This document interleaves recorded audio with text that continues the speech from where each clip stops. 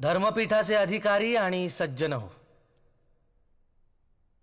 मी आज इथे बोलणार आहे, परंतु माझे उद्गार माझी शिक्षा कमी करण्याचा यत्न आहे असं कृपा करून समजू नये. मुळात माझ्यावर झालेले आरोप हा गुन्हा आहे का हेच मला समजत नाही. वेदांचा आशय मी माझ्या काव्यातून प्रकट केला हे सत्यच आहे, परंतु तसं करण्यासाठी कुणाची परवानगी घ्यावी लागते हे मला ज्ञात नव्हतं. नुकतंच जन्मलेलं मूल मातेचं स्तन्य चोखू लागतं तेव्हा त्याला तसं करण्यासाठी कुणा अंमलदाराची परवानगी घ्यावी लागत नाही. तसंच आणि त्याच निरागसपणे मी वेदांचा अमृतानुभव अंगीकारला आणि प्रसाद म्हणून मी सहजपणे तो वाटूनही टाकला. यात मी काही पाप केलं अशी माझी भावनाच नाही. वेदात उपनिषदात म्हटल्याप्रमाणे आपण सर्वजण जर एकाच ब्रह्मतत्वातून निर्माण झालेलो आहोत आणि शेवटी त्यातच विलय पावणार आहोत, तर मग हा भेदाभेद कशासाठी? अवघी एकाचीच वीण तेथे कैसे भिन्न भिन्न. कबीर म्हणतो, ब्राह्मण वेगळा असावा असं जर ईश्वराला वाटलं असतं तर त्यानं त्याला जानवं लिहून आणि मुंडन करूनच खाली नसतं का पाठवलं? आणि मुसलमान वेगळा असावा असं जर त्याला वाटलं असतं तर त्यानं त्याला सुनता करूनच जन्माला नसतं का घातलं? कबीराचं नाव घेऊ नका. त्याला ना जात ना धर्म. रस्त्याच्या कडेला वाढलेली अनावर सवलात ती. मग ज्ञानदेवांचा दाखला देऊ नको. संन्याशाचं पोर ते. आश्चर्य आहे.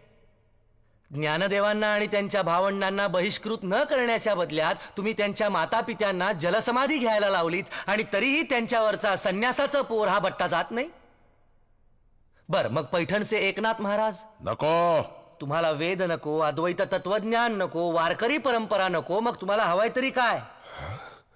अहो, जिथे अंधार होता तिथे दिवे लावण्याचा आम्हाला अधिकार नाही असं तुम्ही म्हणता, तर मग तुम्ही दिवे लावायचे. आम्ही काय करावं हे तुम्ही सांगू नका. ज्ञान मिळवण्याचा अधिकार प्रत्येकाला आहे.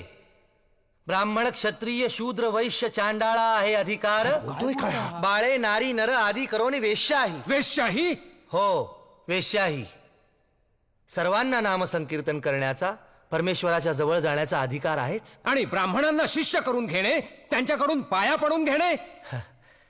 वारकरी संप्रदायात सगळेच एकमेकांच्या पाया पडतात.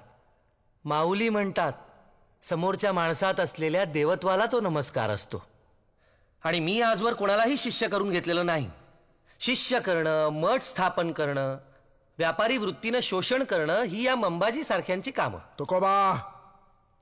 तुकोबा, तुम्ही कितीही बडबड केलीत तरी स्मृती श्रुतीप्रमाणे तुम्ही गुन्हा केलेला आहे. या गुन्ह्याची शिक्षा काय आहे तुम्हाला माहितीये? स्मृती ग्रंथात सावकारी करणाऱ्या, सेवा करणाऱ्या, शेती करणाऱ्या ब्राह्मणांना शूद्र म्हटलंय. हेही तुम्हाला ठाऊक असेलच. एरवी अंत्यजांचा विटाळ मांडणारे हेच ब्राह्मण कर्ज वसूल करण्यासाठी त्यांच्याच वस्तीतून फिरतात. याला तुम्ही काय म्हणाल? का कायदा फक्त आमच्यासाठी आहे? तू गरजेपेक्षा जास्त बोलतोयस. सत्य आम्हामनी नव्हे गबाळाचे धनी, देतो तीक्ष्ण उत्तरे पुढे व्हावयासी बरे. धर्मशास्त्राच्या आदेशाचा तू अपमान केलेला आहेस. या कायद्यावरही एक न्याय आहे, ईश्वरी न्याय. या धर्मपीठावरही एक पीठ आहे ज्याची योजना तुम्ही अवेरताय.